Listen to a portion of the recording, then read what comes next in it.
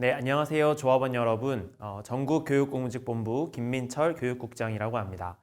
오늘 여러분들과 함께 영상을 통해 얘기 나눠보고 싶은 것은 화면에 보이시는 대로 2021년 정세와 투쟁 관련한 내용입니다. 한국인들은 새해를 3번 맞이한다고 하죠. 처음은 이제 신정, 1월 1일 날 새해를 앞두고 포부를 계획하고 1년에 어떤 것들을 이룰지 목표를 세우고 그러다가 이제 한 달 좀 지나서 이제 구정이 되면은 그래 구정부터가 진짜 새해지 하면서 또 새롭게 새해 목표를 세운다고 합니다. 그러다가 또 한 달여가 지나서 3월 새 학기가 되면 학교를 다니지 않는 뭐 직장인 일반 사람들이라고 하더라도 그래 3월이 봄이 찾아와야 진짜 새해지 하면서 3월에 다시 새해 계획과 목표를 세운다고들 합니다.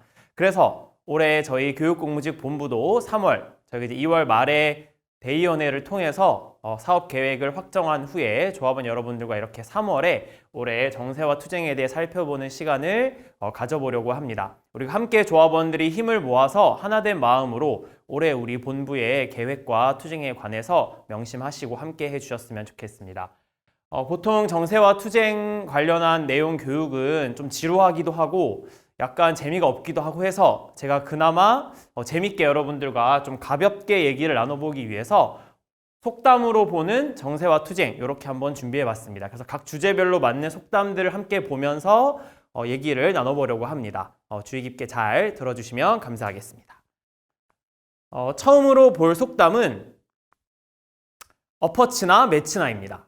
뭐 이러나 저러나 똑같다 라는 내용인데요. 그래프 두 개를 한번 보도록 하겠습니다. 먼저 하나를 크게 보실 텐데 코로나 얘기를 우리가 이제 안 할 수 없을 텐데 코로나 이전의 성장 수준을 우리가 100이라고 한다면 떨어졌다가 올해 2021년 예측이 한국은 102, 뭐 미국은 101, 일본은 97, 뭐 이런 식으로 예측이 되고 있다라고 합니다. 뭐 나라별로 조금씩 차이는 있지만 여기 이렇게 올라가는 그래프를 보시면 이게 뭐 성장하는 것처럼 보이지만 사실은 수치로 비교해 보면 100과 크게 다르지 않죠. 그래서 즉 코로나가 발생하기 전 상황으로 사실은 그대로 돌아가는 것과 다름이 없다. 마치 올해 경기가 회복되는 것처럼 예측이 될 수 있지만 사실은 코로나 이전으로 돌아가는 것이나 다름없다. 그래서 어퍼치나 매치나 성장에 사실은 큰 의미가 없는 한 해가 될 수 있다라는 것이고요. 또 관련한 또 그래프를 하나 보시면 이제 2020년 2분기에 경제 성장률,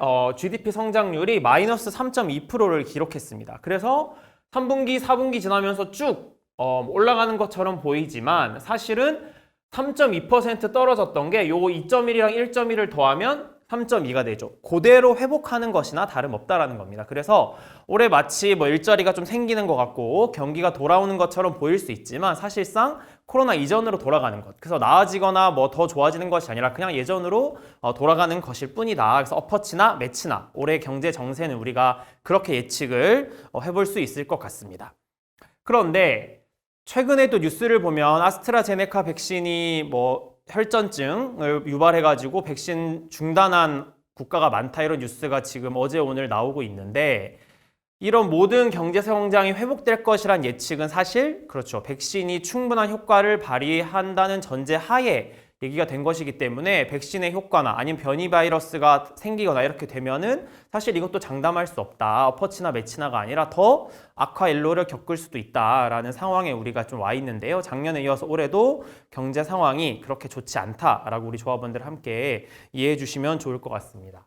자, 그러면 이 코로나 얘기를 계속해서 한번 해볼 텐데 이번에 볼 속담은 사람 나고 돈 났지 돈 나고 사람 났냐라는 얘기인데 노동조합이 많이 얘기하는 뭐 그런 얘기인데 관련 내용이 무엇인지 한번 보도록 하겠습니다.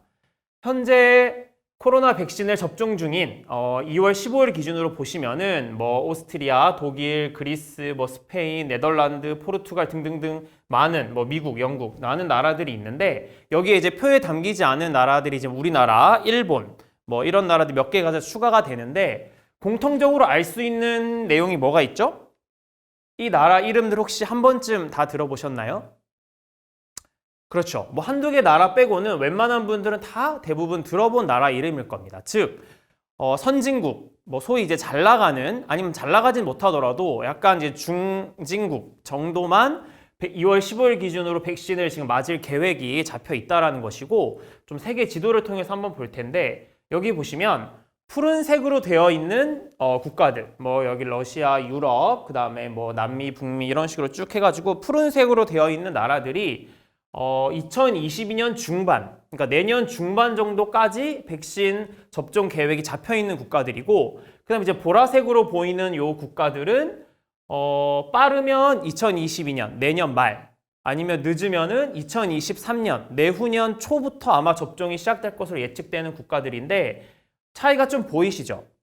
이제 파란색 나라들은 소위 아까 앞에서 봤던 이름을 들어본 뭐 선진국이나 그나마 안정화된 국가들인 것이고, 여기 이제 보라색으로 되어 있는 나라들은 아프리카나 여기 동남아시아, 중국을 비롯해서, 그리고 작지만 잘 안 보이지만 북한, 뭐 이렇게 소위 못 사는 나라들, 후진국들은 백신 접종에서도 이렇게 뒤처지고 있는 모습을 보이고 있습니다. 그야말로 백신, 의료, 어떤 사람들의 생명과 관련해서 이렇게 양극화가 되어 있는 모습에서 우리가 돈 나고 사람 났지, 사람 나고 돈 났지, 돈 나고 사람 났냐, 이런 속담을 한번 생각해 볼 수 있을 텐데, 이게 뭐 우리나라 얘기가 아니기 때문에, 우리나라는 이미 백신 접종이 시작되고 해서 뭐 남의 나라처럼 남의 얘기처럼 들릴 수 있지만, 이런 나라에는 국경이 있지만 바이러스에는 국경이 없죠. 그래서 뭐 인도에서 바이러스가 다시 퍼져가지고 우리나라로 올 수도 있고, 아프리카에서 올 수도 있는 것이고, 그렇기 때문에 이것이 비단 뭐 한 국가만의 문제가 아니라 전 지구적인 문제다라는 것을 우리가 생각을 해야 되고, 그래서 이런 백신과 의료의 양극화 문제도 우리가 빼놓지 않고 고민을 해야 되는 이제 그런 상황에 와 있다라고 보시면 좋을 것 같습니다. 자, 그래서 이렇게 백신의 접종조차 좀 제대로 되고 있지 않고 여러모로 어려움을 겪고 있는 상황인데, 이런 상황 속에서 많은 국가와 많은 사람들이 어려워하고 있죠. 하지만 우리 흔히 얘기하듯이 부자는 망해도 3년은 간다고, 이 망해도 부자들은 뭐 그렇게 심하게 망하진 않았다. 다들 이제 뭐 옆에 소식도 들으시고 뉴스에서 많이 보셔서 아시는 내용일 텐데, 한번 자료로 한번 보도록 하겠습니다. 2020년 1월부터 시작해서 이 오른쪽은 이제 일자리가 늘었다는 달이고, 왼쪽은 마이너스, 일자리가 줄었다라는 것인데, 3월부터 본격적으로 일자리가 마이너스 시작해가지고 2021년 1월, 올해 1월에 다다르면 약 100만 개의 일자리가 없어졌다. 즉 이 말은 100만 명이 생계가 막막해졌다라는 거죠. 이렇게 어려운 상황 속에 우리가 놓여 있다라는 겁니다. 그런데 여기 보시면 이제 흔히 말하는 K자 곡선이라고 얘기가 되는데, 이거는 이제 코로나 이후에 어떻게 경제가 회복될 것이냐, 많은 학자들을 중심으로 논의가 되던 그래프인데, 예전에 한 1년 전에 코로나 초기 때는 L자가 될 거다, 뭐 이런 예측도 있었어요. 그러니까 쭉 떨어진 경제가 계속 뭐 부진한 채로 갈 거다, 아니면 V자, 떨어진 경제가 바로 다시 회복될 거다, 아니면 W, 그래서 한번 떨어졌지만 다시 올라갔다, 그러다가 또 다시 떨어질 것이다, 뭐 이런 이제 예측들이 이제 있었는데, 최근에는 K자로 회복될 거다라는 건데, 이게 무슨 말이냐면은 이렇게 쭉 어쨌든 경제가 떨어지고 어려움을 겪었는데, 아까 말한 속담에서 본 대로 부자는 망해도 3년 간다고, 금방 회복하는 사람들은 금방 회복한다라는 거예요. 그런데 쭉 떨어져서 회복을 할 줄 모르는 계층들이 존재한다라는 겁니다. 그래서 이런 계층들 우리가 흔히 뭐 쉽게 예측할 수 있는 것처럼 중소영세 자영업자들이나, 아니면 이제 정말 중소영세 비정규직들, 아니면 여성, 뭐 이런 사람들이 주로 어쨌든 이런 아래 쪽에 고용의 충격을 더 어렵게, 더 힘들게 받는 계층이라고 우리가 볼 수 있겠습니다. 그래서 이 뭐 작년에도 K자 곡선 얘기는 좀 많이 드리긴 했었는데, 코로나가 계속해서 이렇게 양극화를 부추기고 있는 상황이다라고 보시면 좋을 텐데, 이렇게 어려운 우리 상황 속에 또 하나의 어려움이 있습니다. 그래서 산 넘어 산이라는 속담을 우리가 준비해 보려고 하는데, 그래프 하나 보시겠습니다. 시간당 최저임금 추이가 이제 1998년부터 해서 쭉 2021년까지 얼마만큼 인상이 됐는지 나타낸 그래프인데, 우리가 뭐 2008년 위기도 있었지만 가장 우리 대한민국이 어려웠다고 하는 1998년 IMF 시기 때 보시면 최저임금이 몇 프로 올랐냐면은 2.7%, 2.7%가 인상이 됐어요. 그런데 이때보다도 거의 반토막 수준의 1.5% 최저임금 인상이 이제 작년에 결정돼서 올해 최저임금은 이렇게 1.5% 인상으로 결정이 됐죠. 그래서 IMF 때도 2.7%나 인상이 됐는데, 정말 역대 최저의 최저임금 인상률을 보이고 있습니다. 그런데 이 최저임금 인상이 뭐 직접적으로 우리 조합원들에게 영향을 미치진 않지만 사회 전체적으로 볼 때 임금 인상 제약 요건이 되는 거죠. 고통 분담을 이제 우리 노동자들에게 하려고 하는 거죠. 사람들이 이렇게 어려운데 너네만 임금 올리려고 하냐, 이런 얘기들이 우리에게 올 수밖에 없다라는 겁니다. 그래서 산 넘어 산이라는 상황에 우리가 놓여 있는데, 과연 그럼 이런 상황에 이런 어려운 조건들을 책임져야 될 뭐 정부나 뭐 국회나 이런 정치권들은 뭘 하고 있느냐 한번 볼 텐데, 이들을 나타낼 수 있는 속담이 바로 눈 가리고 아웅입니다. 이들은 원래 이제 근본적인 대책을 잘 내놓지 못한다고 저희가 여러 번 비판하긴 했는데, 올해 특별히 좀 달라진 조건들이 있습니다. 한번 볼 텐데, 여기 정치 일정을 한번 크게 보도록 하겠습니다. 다들 아시다시피 한 달쯤 뒤에, 이제 보름 정도밖에 안 남았는데 4월 7일에는 서울시장 세미 대선이라고 하는 큰 지자체장 선거가 있죠. 벌써부터 뉴스에서 막 시끌시끌한데, 4월 7일 날 서울시장, 부산시장 재보선이 있고, 그 다음에 내년 3월에 제20대 대통령 선거가 있습니다. 그리고 내년에 바로 한 약간 3달 뒤에 전국 동시 지방선거, 뭐 시장, 구청장부터 시작해서 시의원, 구의원, 그 다음에 우리에게 중요한 교육감을 뽑는 선거가 이렇게 쭉 있습니다. 그래서 이게 올해 하반기쯤 되면은 이제 바야흐로 그야말로 선거의 시대가 도래해서 어떻게 뭐 선거를 치를 거냐, 누가 당선될 거냐, 떨어질 거냐, 지지율이 어떻게 될 거냐, 무슨 정책이 나올 거냐, 여러 가지 논쟁들이 정말로 수없이 오고 가는 시기가 다가올 거라는 겁니다. 그런데 이런 선거의 시대가 되면 이제 정치인들이 잘 얘기하는 게 맨날 공약, 그죠? 비어있는 약속들을 많이 하게 되죠. 내가 이것도 하겠다, 저것도 하겠다. 그래서 이 선거를 앞두고 이 코로나 위기를 어떻게 회복할 것이냐에 대해서 많은 대책들이 쏟아 나올 텐데, 아마 눈 가리고 아웅이 될 가능성이 높다. 이제 그것을 우리가 예측할 수 있는 가장 최근의 자료는, 이제 물론 이건 작년 상반기 자료이긴 합니다만, 정부가 코로나 위기를 회복하겠다라면서 11.7조 원의 돈을 쏟아부어서 여러 대책들을 냈는데, 이 중에 가장 긴급하고도 가장 필요한 고용시장 피해 최소화는 6,300억, 이거 비율로 따지면 약 5% 정도밖에 되지 않는 돈을 써서 뭐 국민들의 일자리, 국민들의 생계를 지키겠다, 이런 얘기를 했어요. 그래서 그야말로 생색내기 대책, 아니면 만들려고 하는 일자리도 뭐 금방 단기 일자리, 아니면 시간제 일자리, 뭐 이런 거밖에 없다는 거죠. 근데 이게 작년에도 이랬는데, 선거를 앞두고는 더더욱 이제 임시 방편, 그 다음에 지금의 위기만 어떻게 한번 모면해 보려고, 표만 어떻게 얻어보려고, 국민들의 환심만 얻으려고 하는 대책들이 아주 난무할 거다. 그래서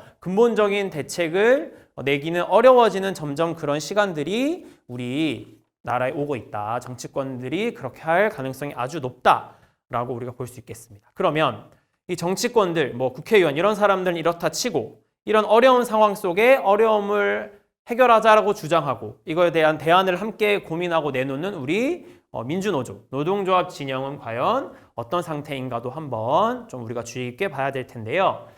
조금 뭐 가슴 아픈 얘기일 수 있겠습니다만, 우리에게 해당하는 속담은 제가 눈에 콩깍지가 씨다, 이렇게 한번 준비해 봤습니다.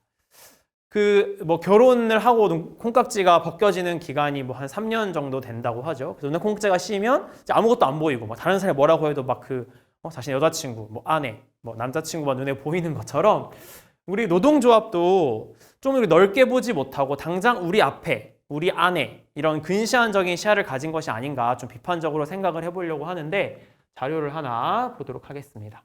이것은 뭐 비단 코로나에만 해당되는 얘기는 아니고 쭉 한국의 일반적인 얘기인데, 사업체 규모별 시간당 임금 수준입니다. 그래서 소위 말하는 이제 좋은 일자리를 가졌다고 하는 300인 이상, 즉 대기업의 정규직 노동자들을 100이라고 쳤을 때, 300인 이상 대기업이긴 하지만 거기에 비정규직들은 64. 그 다음에 이제 300인 미만 중소기업의 정규직은 57. 중소기업의 비정규직은 가장 낮은 42.7% 정도의 임금을 지금 받고 있다라고 우리가 이해할 수 있을 텐데, 뒤에서도 다시 보겠지만 주로 이 300인 이상 기업들, 뭐 정규직이든 비정규직이든 소위 대기업, 이건 이제 공공기관에도 포함이 되는 거죠. 이 사람들은 대부분 다 노조가 있어요. 대한민국의 이제 노동조합이 옛날부터 시작해서 이런 대기업 중심으로 만들어오던 역사가 있기 때문에 여기는 주로 노동조합이 있어요. 여기는 주로 노동조합이 없어요. 그래서 아이러니하게 노동조합이 정말 정작 필요한 사람들에게 지금 노동조합이 없는, 또 반대로 말하면 노동조합이 없어서 더 어려움을 겪는 이런 현실에 우리가 놓여 있다는 겁니다. 좀 더 직접적인 자료를 한번 보겠습니다. 노동시장이 우리나라 이중구조 되어 있다고 하죠. 앞에 봤던 첫 번째, 두 번째 작대기와 세 번째, 네 번째 작대기가 이제 비교되는 건데, 그래서 대기업 유노조, 노조가 있는, 그 다음에 중소기업 무노조, 그 다음에 정규직, 비정규직 이렇게 비교를 한번 해보면 근로자 수는, 노동자 수는 여기가 훨씬 많죠. 그런데 월급은 여기가 훨씬 적고, 심지어 고용보험 가입도 여기는 거의 100%인데 여기는 50%가 채 안 돼요. 그러니까 고용보험이라는 건 일자리 잃었을 때 안전망의 개념으로 있는 제도인데, 이 사람들이 월급이 적기 때문에 일자리 잃었을 때 더 어렵고 더 어쨌든 국가의 도움을 필요로 하겠죠. 그런데 이 사람들이 오히려 모순적으로 고용보험 가입률이 훨씬 더 낮다라는 겁니다. 이렇게 임금뿐만 아니라 이런 국가의 안전망 체계에서도 이 사람들은 배제되어 있다. 우리나라 이렇게 이중구조가 심각하다. 그런데 이거를 나누는 중요한 기준 중에 하나가 정규직, 비정규직도 있고 대기업, 중소기업도 있지만 유노조, 무노조도 있다라는 겁니다. 그래서 노동조합이 그동안 너무 우리 울타리 안에 있는 사람들, 울타리 안에 있는 조합원들만의 경제적 이익을 위해서 활동한 것이 아닌가, 좀 반성적으로 되돌아볼 시기인 것 같고, 특히나 코로나 시기를 맞이하면서 더 양극화가 벌어진다고 하는데, 이럴 때 과연 우리는 우리의 눈은 어디를 향해야 되느냐를 좀 더 고민해 볼 수 있는 자료라서 제가 준비를 해봤습니다. 노조가 있는데 계속해서 이렇게 우리 울타리 안에 있는 조합원들만의 경제적 이익을 위해서 활동을 한다면, 소위 말하는 이익단체, 얼마 전 의사들이 그 백신 접종 안 하겠다 막 거부하고 막 정말 뜨악한 국민들의 생명을 담보로 막 그런 얘기도 하고, 그다음에 뭐 좀 더 거슬러 올라가면 막 파업도 하고 막 이랬었죠. 그런 온 국민의 욕바지가 되는 이익단체가 되진 않을까. 또는 특수학교, 장애인 학생들이 다니는 특수학교 우리 동네에 지으면 땅값 떨어지니까 짓지 말라라고 막 해서 그 장애인 학부모들이 무릎 꿇고 막 울기도 하고, 이런 가슴 아픈 영상들 뉴스에서 보셨을 텐데, 그런 이익단체로 되지는 않을까, 변질될 우려가 충분히 있다. 그래서 우리가 좀 고민을 해봐야 된다라는 말씀을 드리면서 다음 속담으로 넘어가 보도록 하겠습니다. 그래서 이렇게 경제 상황, 거기에 따르는 우리 노동조합의 상황은 이러한데, 좀 더 넓게 정치 상황과 좀 더 우리에게 맞닿는 정치 얘기를 한번 해보도록 하겠습니다. 어떤 속담이냐? 바로 소문난 잔치에 먹을 것이 없다, 먹을 게 없다라는 속담을 준비해 봤는데, 어떤 얘기냐면 바로 요사진입니다. 요사진 기억하시나요?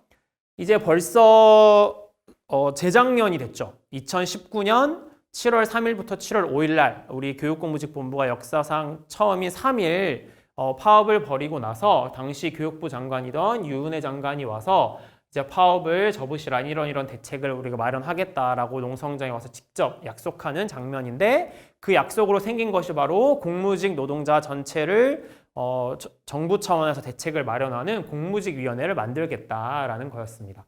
또 공무직위원회 위원장은 고용노동부 장관으로서 현재 이렇게 체계가 만들어져서 굴러가고 있는데, 다들 뭐 아시겠지만 작년에 이제 코로나 때문에 회의 자체도 잘 열리지 못하고 약간 유야무야 좀 잘 진행이 안 됐어요. 그런데 이제 얼마 전부터 조금씩 이제 발동이 걸려서, 최근에는 이제 현장 우리 교육공무직 조합원들의 이야기를 듣는 현장 간담회로부터 어떻게 대책을 마련하고 어떻게 우리 공무직들에게 맞는 뭐 처우 개선책을 만들 것인가 논의를 하고 있는데, 근데 중요한 건 이 공무직위원회가 뭐 천년만년 가는 기구가 아니고 기한이 있어요. 2023년 3월까지가 법적으로 정해진 기한입니다. 그런데 아까 말씀드렸다시피 2022년에는 뭐가 있죠? 그렇죠. 대선이 있죠. 그래서 대선을 지나고 나면 이 대통령 혹은 뭐 국회의원, 정치인 이런 사람 특성상 노동자들, 그 다음에 자신을 뽑아줬던 국민들에 대해서 좀 관심이 현저하게 떨어질 수가 있어요. 그래서 가장 첨예하게 논쟁이 오가고 우리의 목소리가 발현될 수 있는 대선을 앞두고가 가장 이제 우리의 요구를 얘기하기에 좋은 시기인데, 근데 또 하나로 생각해야 될 건, 이게 아마 본격적으로 대선에 돌입하게 되면, 그러니까 올해 하반기에 돌입하게 되면 이게 뭐 쉽지 않아요. 대한민국을 둘러싸고 특히 코로나 회복을 둘러싸고 수많은 뭐 수십 가지, 수백 가지 의제가 있기 때문에 우리 교육공무직 노동자들의 요구나 이런 것들이 잘못하면 묻힐 수가 있습니다. 그래서 일단 뭐 그때도 묻히지 않도록 하는 것도 물론 중요하겠지만 최대한 상반기 내에 우리가 열심히 요구하고 우리의 목소리를 알려내서 우리가 가져올 수 있는 가시적인 성과들을 내는 것이 중요하다고 할 수 있겠습니다. 그래서 이 공무직위원회에서 어떤 걸 다루느냐? 주로 고용 안정, 그리고 복리후생 3종 세트, 그러니까 공무원과의 차별을 없애라, 이런 얘기를 주로. 그 다음에 차별을 어떻게 개선할 거냐, 그리고 우리 교육공무직 노동자들에게 맞는 제대로 된 연수제도, 뭐 교육훈련 제도, 이런 것들을 중심으로 해서 논의를 할 예정에 있습니다. 그래서 우리 상반기 동안은 충분히 공무직위원회에 대한 이해를 우리 조합원들이 높이시고 함께 뭐 투쟁이 필요할 땐 투쟁을 하고 또 소식을 빠르게 이해해 주시고 이렇게 해주시면 좋을 것 같습니다. 자, 그래서 이제 그 다음으로 내용을 한번 이제 볼 텐데요. 전체 정부에서 이제 공무직위원회 이런 얘기가 있는 것이고 우리랑 직접적으로 어쨌든 매일매일 영향을 미치는 교육청이나 혹은 교육부 얘기를 해보려고 하는데요. 이들에 해당하는 속담은 제가 뭘 뽑아봤냐? 뭐 아주 많을 수 있겠죠. 안 좋은 속담 다 갖다 붙이면 이제 여기 교육부나 교육청에 해당하는 얘기일 수 있는데 제가 준비한 속담은 정말 바늘로 찔러도 피 한 방울 안 나는 그런 놈들이다 라는 속담을 준비해 봤는데 일단은 좀 그래프를 보시겠습니다. 2020년에 지방교육재정교부금, 교육부에서 각 교육청별로 이제 교육 예산에 써라라고 내려주는 교부금이 53조 5천억이었어요. 그런데 2021년에 약 3천억 가량이 줄었어요. 그래서 53조 3천억 정도로 지금 추정이 되는데 이렇게 돈이 당연히 주니까 그래, 너네 교육공무직 노동자 쓸 돈이 어디 있냐? 지금 학생들 무슨 뭐 교육 인프라 만들고 뭐 여러 가지 복지 개선을 하는데도 돈이 써야 되는데 너네들한테 쓸 돈 없다. 이렇게 얘기를 할 가능성이 아주 높은 거죠. 그리고 또 하나, 이 표는 교육공무직원 총액 인건비 집행 비율을 전국, 시지역, 도지역 나눠서 만든 표인데 크게 한번 보시겠습니다. 뭐 시평균, 도평원은 차치하고 전국 평균을 보시면 118.16%예요. 무슨 말이냐? 우리 교육공무 직원에게 배정됐던 총액 인건비, 원래 예산에 있었던 그것을 100이라고 한다면 2019년에 그것을 초과해서 118% 정도 썼다는 겁니다. 물론 뭐 우리의 그런 성에는 차지 못하지만 정부의 입장에서 봤을 때는, 교육부 입장에서 봤을 때는 당신들이 준비된 예산보다 훨씬 더 초과해서 예산을 쓰고 있다라는 겁니다. 그렇기 때문에 계속해서 이렇게 총액 인건비를 우리가 초과해서 당신들에게 돈을 쓸 수 없다. 올해는 더욱더 그렇다. 이런 얘기를 가능성이 아주 농후하다라는 겁니다. 총액 인건비는 말 그대로예요. 우리에게 쓴 인건비를 통으로 묶어놓고 여기를 많이 쓰면 여기는 적게 쓸 수밖에 없고 여기를 많이 쓰면 여기는 적게 쓸 수밖에 없고 이런 이렇게 묶여있는 거를 얘기를 하는데 물론 이 총액 인건비가 문제가 많기 때문에 개선을 해야 되지만 어찌됐든 현재 스코어, 현재 조건상 우리에게 이런 총액 인건비가 교육공무직 노동자들의 처우 개선을 가로막는 중요한 요인 중에 하나로 얘기되고 있다. 그래서 이런 조건 속에서 우리 작년 교섭에 보면 교육청들이 정말 좋게 말하면 헛소리, 나쁘게 말하면 개소리를 많이 해댔죠. 보시면 공무원은 법적 근거가 있지만 당신들은 그렇지 않기 때문에 이 차별은 합리적인 차별이다. 그리고 저희가 언제 공무원과 차별해서 약속한 적이 있느냐. 당신들 우연히 학교 안에서 근무하게 된 것뿐인데 왜 공무원과 계속 비교하냐. 이런 얘기를 했었습니다. 정말 분통 터지고 말도 안 되는 이제 그런 얘기들인데 근데 조금 이제 이걸 한 발 떨어져서 한번 생각을 해보면 이들의 말이 당연히 뭐 말도 안 되는 얘기긴 하지만 아예 터무니없는 소리는 아니다. 이들의 주장에도 사실은 뭐 사회적인 조건이 있다라는 건데요. 한번 볼게요. 그래서 낙타가 바늘구멍 통과하기, 이거는 우리나라 속담은 아니고 뭐 성경 구절에 나오는 얘기긴 한데 어쨌든 이렇게 어려운 것이 우리 사회에 있다라는 거예요. 뭘까요? 다들 많이 아실 것 같긴 한데 예측이 되시죠? 바로 일자리 문제입니다. 일자리 문제. 특히 올해 1월 그 청년 확장 실업률을 보시면 27.2%로 이건 통계가 작성된 이래 최고의 청년 실업률을 기록하고 있는 수치라고 합니다. 청년들이 정말 일자리가 없어서 신음하고 좋은 일자리를 찾아서 낙타가 바늘구멍을 통과하는 듯한 아주 극심한 경쟁을 하고 있는 거죠. 그러니까 이런 경쟁을 하고 있으니까 어떤 일이 벌어져요? 그렇죠. 인천공항 일방적 정규직화를 중단해라, 반대한다, 재검토해라 이런 운동들이 터져 나오기 시작하는 거죠. 요거는 뭐 자본가, 뭐 가진 사람들, 사장들이 한 운동이 아니라 같이 공항에서 일하는 정규직 노동자들이 이런 주장을 했던 거예요. 그러니까 일자리가 정말 없고 힘들기 때문에 우리가 열심히 공부해서 좋은 일자리 우리가 얻었는데 왜 당신들은 시험도 안 보고 마치 뭐 무임승차하는 것처럼 이렇게 올라타느냐 이런 비판을 해댔던 거죠. 그래서 이런 사회적인 조건들, 청년들이 정말 먹고 살기 힘들고 낙타가 바늘구멍 통과하기보다 어려운 그런 일자리 경쟁이 있기 때문에 아까 봤었던 교육청들의 그런 말도 안 되는 소리가 사실은 사회 일반적으로 볼 때는 설득력을 가질 수 있는 그런 얘기들이 되고 있다는 거죠. 그래서 이렇게 우리가 좀 호락호락한 상황에 있지만은 않다라고 우리가 볼 수 있을 텐데, 여기서 저는 한번 우리가 이제 민주노총 소속이잖아요. 민주노총이라는 단체가 어떤 단체냐 한번 좀 이렇게 떨어져서 생각을 해보려고 하는데, 여기 제가 빨간색으로 밑줄을 그어놨습니다. 이게 민주노총 홈페이지에 있는 민주노총의 이제 창립 선언문에 나오는 첫 번째 내용인데, 뭐 다른 건 읽어보시면 되고, 민주노총의 목적은 전체 국민의 삶의 질을 개선한다라는 거예요. 조합원의 삶을 개선하는 게 목적이 아니라 전체 국민의 삶의 질을 개선한다라는 거예요. 왜 그럴까요? 그렇죠. 어렵지 않게 예측할 수 있죠. 전체 국민의 삶의 질을 개선하고 이러기 위해서 사회 구조 전체가 개혁되고 개선이 되어야지 궁극적으로 우리 조합원들의 삶의 질도 개선될 수 있고, 조금 올랐다가 떨어지는 뭐 이런 게 아니라 지속적으로 발전할 수 있는 그런 삶의 질을 우리가 누려볼 수 있다. 그렇기 때문에 민주노총은 창립 선언문에서부터 전체 국민의 삶의 질 개선을 목적으로 삼고 있습니다. 그리고 민주노총이 아까 앞에서 봤던 대로 눈에 콩깍지가 씌인 것처럼 우리 조합원들만 이익을 계속해서 쫓다 보면 결과적으로 사회 전체적 설득력을 잃고 국민들로부터 더 심한 공격을 받을 수 있는 거죠. 그래서 우리 처우 개선을 위해서라도 우리 민주노총, 공허운수노조, 우리 조합원들은 우리 조합원들 뿐만 아니라 눈을 좀 사회 전체, 국민 전체로 돌릴 필요가 있다라고 볼 수 있겠습니다. 그래서 단결과 연대로 사회 변화를 주도하는 교육공무직본부가 앞으로 되면 좋을 것 같은데요. 그래서 구체적으로 이제 교육공무직본부를 한번 보도록 하겠습니다. 이 사진 혹시 뭔지 아시나요? 작년에 우리가 돌봄 공공성 강화, 공적 돌봄 강화를 기치로 걸고 돌봄 파업을 앞두고 이제 그 세종문화회관, 서울 세종문화회관 앞에서 기자회견을 할 때 이제 본부장님이 발언하시는 사진인데, 이처럼 우리가 좀 이 위기를 기회로 삼는 태도가 필요한데 준비한 속담이 하나 있습니다. 그러니까 우리나라 속담 아니고 서양 속담인데요.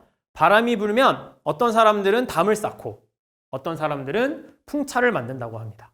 그래서 위기가 다가오면 어떤 사람들은 위기 어떻게 막아볼까 거기에만 급급해서 막 이제 근시안적인 활동을 하는데, 좀 더 지혜롭고 현명한 사람들은 멀리 내다보고 이 바람을 이용해서 어떻게 기회를 만들 것인가, 풍차를 만드는 사람들이 있다고 합니다. 마찬가지로 우리 노동조합, 우리 교육공무직본부도 이 위기를 위기로만 계속 인식할 것이 아니라 이 위기를 어떻게 기회로 만들어서 좀 더 우리가 한 발짝 전진할 것이냐를 고민해 봐야 될 텐데, 그러기 위해서는 공공성 확대를 기치로 더 강하고 단단하게 우리가 나갈 필요가 있겠습니다. 그러기 위해서는 두 가지를 제가 내용을 한번 준비해 봤는데, 처음은 이제 공공성 확대랑 현장 요구를 결합하는 겁니다. 위기가 될수록 사회의 위기가 다가올수록 공공성, 좀 우리가 다 같이 잘 살자, 국가의 책임 이런 것들이 많은 국민들에게 지지받고 인정받고 있죠. 그래서 돌봄 공공성, 돌봄은 국가가 책임져야 되는 거 아니냐, 이 국가가 책임져야 되는 돌봄, 일자리, 거기서 일하는 노동자들이 처우가 너무 열악한 거 아니냐, 이런 얘기들이 작년에 많이 터져 나왔어요. 그래서 그것을 토대로 우리가 공적 돌봄 강화, 돌봄 파업에 돌입했던 거죠. 그래서 이런 현장의 요구들, 우리 조합원들의 요구와 사회 전체의 공감을 받을 수 있는, 사회 전체에 보편적으로 적용되는 그런 공공성 확대 요구를 결합해서 우리의 요구를 제출하고 투쟁을 할 수 있어야 되겠다. 그 맥락으로 우리가 작년에 10만 국민동의 청원을 달성했던 교육공무직 법제화가 있죠. 이 교육공무직 법제화는 단순히 뒤에 자세하게 말씀드리겠습니다만, 우리 이름을 찾는 것, 우리 처우 개선의 목적이 있는 것을 넘어서 학교에는 수업을 하는 교사들 뿐만 아니라 이처럼 돌봄을 담당하는 돌봄 전담사, 그 다음에 장애 아동을 돌보는 특수 교사들, 그 다음에 아이들에게 밥을 먹이는 급식 종사자분들, 그 이외에도 수많은 학교가 돌아가도록 하는 행정, 그 강사 직종 등등 여러 가지 수많은 직종들이 있죠. 그 사람들의 역할이 모두 다 중요하다라는 겁니다. 이 학교가 제대로 굴러가기 위해서는, 학교가 좀 더 공공적인 성격을 강화하기 위해서는 교사들뿐만 아니라 교육공무직 노동자들의 역할이 훨씬 더 중요해질 수 있다는 겁니다. 그런 의미에서 교육공무직 법제화가 꼭 필요하다라는 맥락으로 우리가 이 법제화를 주장하고 투쟁을 해 나가야 될 것 같습니다. 그러면 이러한 전체적인 정세와 방향 속에서 올해 핵심 사업 계획은 무엇이 될지 하나하나 차근차근 살펴보도록 하겠습니다. 자, 첫 번째는 뭉치면 살고 흩어지면 죽는다. 너무 노동조합 우리 조합원들에겐 익숙한 말이죠. 그런데 요 뭉치면의 주체가 우리 교육공무직 본부뿐만 아니라 전체 노동자들로 좀 확대될 필요가 있겠습니다. 우리 노동자들이 가진 힘이 뭐가 있겠습니까? 뭐 돈이 있겠습니까? 백이 있겠습니까? 최근에 LH 사태에서 뭐 본 것처럼 우리가 그렇게 막 몇십억씩 막 시세 차익을 누릴 정도로 뭐 가진 것도 아니고, 그렇기 때문에 노동자들을 뭉쳐서 우리 사회 전체를 바꾸는 투쟁을 할 수밖에 없는 겁니다. 그래서 모든 노동자와 함께 계급적 투쟁과 연대를 하면서 건강한 노조를 만들어 나가자라는 것이 첫 번째 핵심 사업 계획이 되겠습니다. 그래서 코로나 회복을 어떻게 할 것이냐 앞두고 대선 국면 속에서 정말 수많은 의제들, 수많은 과제들이 막 제출이 될 거예요. 이렇게 해야 된다, 저렇게 해야 된다, 막 이런 사회개혁 투쟁 속에서 우리 교육공무직본부 노동자들의 목소리가 묻히지 않도록, 노동자들의 목소리가 묻히지 않도록 강력하게 목소리를 내야 되고, 그 안에서 아까 우리가 인천공항 정규직화 반대 사진을 봤던 것처럼 능력주의, 능력 많은 사람이 좋은 대접 받아야 되는 거 아니냐, 시험 통과한 사람이 좋은 대접 받아야 되는 거 아니냐, 이거 공정하지 못하다, 이런 논란을 극복할 수 있는 토대들을 차근차근 만들어 가야 될 텐데, 이것은 아까 앞에서 얘기했던 대로 정말 좋은 일자리가 아주 한정되어 있는 상황 속에서 벌어지는 어떻게 보면 자연스러운 상황일 수 있기 때문에 좋은 일자리를 확충하는 것과 함께 우리가 공정성 논란 극복도 함께 해나가야 될 것 같습니다. 우리의 힘만으로 안 되겠죠? 모든 우리 노동자들이 뭉쳐서 할 수 있도록 해야 되겠고, 두 번째 속담은 여기 보이시나요? 꽃이? 네, 꽃입니다. 꽃과 관련한 속담은 아니고 김춘수의 꽃이라는 시의 한 구절입니다. 내가 그의 이름을 불러주었을 때 그는 나에게 이르와서 꽃이 되었다. 이름 얘기죠. 이름 얘기. 이름. 바로 교육공무직 법제화 얘기입니다. 여기 보시면 조합원 지위 향상이라고 되어 있죠. 처우 개선, 그다음 뭐 임금을 올리겠다, 이런 얘기가 아니라 우리 지위를 높인다는 겁니다. 단순히 우리가 학교에서 보조 인력, 그다음에 뭐 도와주는 역할이 아니라 우리도 당당하게 교육 주체로서 학교의 운영을 책임지는 사람들이다라는 것을 우리가 그래서 이름을 갖고 의미를 가질 수 있도록 교육공무직 법제화 투쟁을 올해 핵심적으로 벌여내야 될 것 같습니다. 자, 그 다음입니다. 다음 속담은 소 잃고 외양간 고치지 말자. 자, 무슨 얘기냐? 대선이랑 교육감 선거 다 지나가고 나서 그때 우리가 좀 더 열심히 했으면 뭐 대선 공약으로 우리 얘기가 걸렸을 텐데, 이렇게 할 것이 아니라 이 정치적 기회를 놓치지 말자라는 겁니다. 그래서 대선과 지방선거 대응 준비를 차근차근히 하자. 소 잃기 전에 외양간을 잘 고치자라는 겁니다. 그래서 대통령 교육감 선거를 통해서 학교 공공성 및 교육공무직 의제를 이슈화하고, 권력이 재편되는 11월에 물론 이제 대선 전에 열심히 뭘 하는 것도 중요하겠지만, 대선을 코앞에 앞둔 11월에 우리 전체 총파업을 통해서 우리 노동자들의 힘, 교육공무직 노동자들의 힘을 부족함 없이 보여주자라는 것이 올해 또 핵심 계획 중에 하나겠습니다. 그 다음 바로 떡 본 김에 제사 지낸다 랍니다. 어떤 내용이 여기 담길까요? 떡은 뭐고 제사는 뭘까? 한번 볼까요? 올해 당연히도 뭐 임금 투쟁을 해야 되고 처우 개선과 차별 해소를 위해 여러 가지 활동들을 벌여야 될 텐데, 그것과 공무직위원회가 따로 떨어져 있는 내용이 아닙니다. 의제도 비슷하고 뭐 과제도 비슷해요. 그래서 그거를 하나로 이렇게 연결해서 떡 본 김에 제사 지내고 임단투하는 김에 공무직위원회 대응하고, 이런 식으로 연계해서 투쟁을 올해 할 수 있어야 될 것 같습니다. 그 다음은 참 괴기하죠? 팔이 막 6개, 7개, 8개 막 이것저것 책도 보고 뭐 커피도 마시고 운전도 하고 뭐 등등등 여러 가지 있는데, 어떻게 보면 교육공무직 본부에 좀 해당하는 사진이 아닐까 싶어서 뽑아와봤습니다. 뭐 재작년과 다름없이 팔방미인이 되어야 되는 그런 한 해인데, 우리 교육공무직 노동자들이 정말 직종이 다양하잖아요. 지역별로 똑같은 일을 하는데도 이름은 다르고, 하지만 또 조금씩 또 임금 체계는 다르고, 그래서 단체 협약과 직종 과제를 통해서 사업과 투쟁을 다각하면서 우리 전체 우리 노동자들을 아우르는, 교육공무직 전체 노동자들을 아우르는 사업들을 진행할 수 있어야 될 텐데, 단순히 이 직종과제 투쟁을 한다라는 것은 뭐 임금을 얼마 올린다 이런 걸 넘어서서 임금이 아닌 단체 협약에 담길 수 있는 다양한 현장의 문제들이 있을 수 있잖아요. 예를 들면 우리 급식실 이제 조리 노동자들에게는 정말 미끄럽잖아요. 물이 많으니까. 그래서 정말 미끄러짐 사고가 많이 발생하는데 그거를 방지하기 위해서 논슬립 트렌치를 만들어라. 그러니까 트렌치는 뭐냐면 이렇게 하수구 구멍 이렇게 약간 쇠 같은 걸 길게 만들어 놓은 그런 거 있잖아요. 거기에 되게 미끌미끌한데 거기에 논슬립 할 수 있는 장치들을 넣어서 미끄러짐 사고를 방지하자. 이런 것들도 중요한 뭐 노동안전 이런 것들도 중요한 현장의 요구가 될 수 있겠죠. 그런 직종별 요구들을 실현시켜 나가는 탈방미인 같은 교육공무직 본부가 되자라는 것입니다. 그다음 그렇죠. 고인물은 썩은 물이 되죠.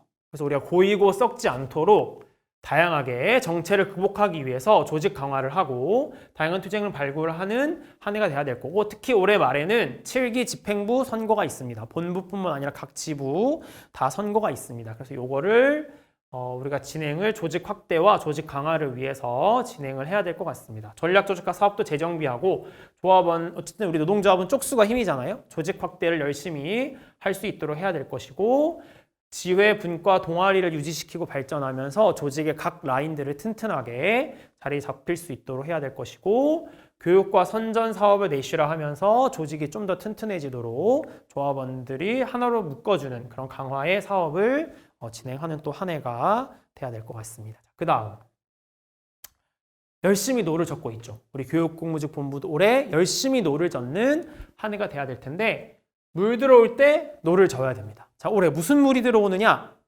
다들 제가 여러 번 아까 말씀드렸다시피 그렇죠. 대선을 앞두고 있는 시기입니다.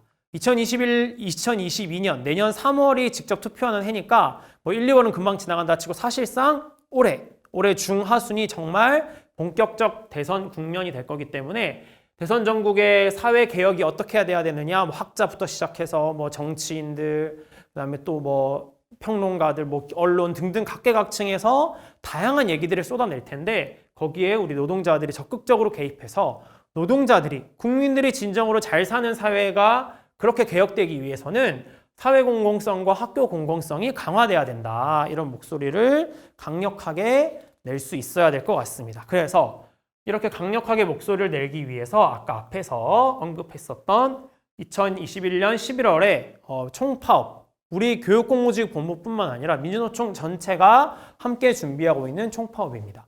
일손을 놓음으로써 사회 전체에 우리 요구를 강력하게 알려내는 총파업 투쟁을 준비해야 되는데 여러분 얘기했지만 이렇게 하는 이유는 대선 이후에는 대통령 임기가 5년이잖아요.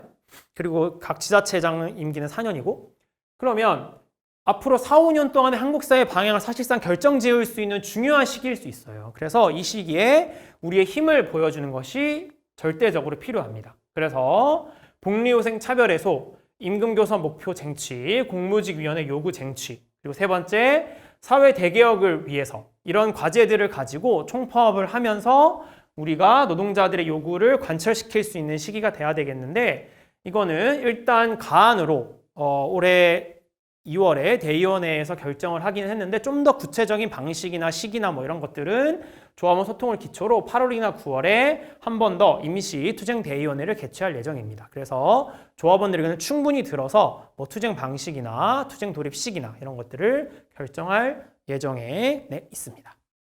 그래서 이제 물 들어올 때 노를 젓고 마지막으로 준비한 속담이 있습니다. 속담은 아니고 이제 사자성어인데요.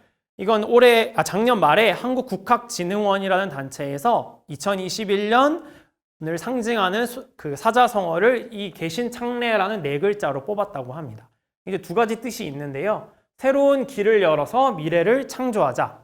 그다음에 직면한 현실을 멈춤이 아니라 새로운 도약의 계기로 삼자라는 겁니다. 올해 작년에 정말 코로나 때문에 혼란과 여러 가지 어려움의 시기였잖아요. 그래서 그런 것들을 이제 극복하고 새로운 길을 열어보자. 그 다음에 이 코로나 때문에 멈추는 것이 아니라 그렇죠. 새로운 도약의 계기로 우리가 2021년을 맞이할 각오를 하고 우리 조합원들이 운동화 끈을 단단히 조여매 주셨으면 좋겠습니다. 그래서 우리가 제일 처음 속담으로부터 시작해서 어퍼치나 매치나부터 시작해서 개신 창례까지 속담을 통해서 올해 2021년 정세와 투쟁에 대해 살펴보았습니다. 우리 조합원들 내용을 아시는 것도 물론 중요합니다. 그래서 이런 영상을 준비한 건데 내용을 알았으면 이것을 실천으로 할 수 있도록 우리 조합원들이 한마음 한뜻으로 모아주시고 앞으로 본부의 계획에 관심 가져주시고 또 많은 의견 주시고 이렇게 해주시면 정말 감사할 것 같습니다. 오늘 교육 영상은 이렇게 마치도록 하고 앞으로 투쟁의 현장에서 다시 뵙도록 하겠습니다. 감사합니다.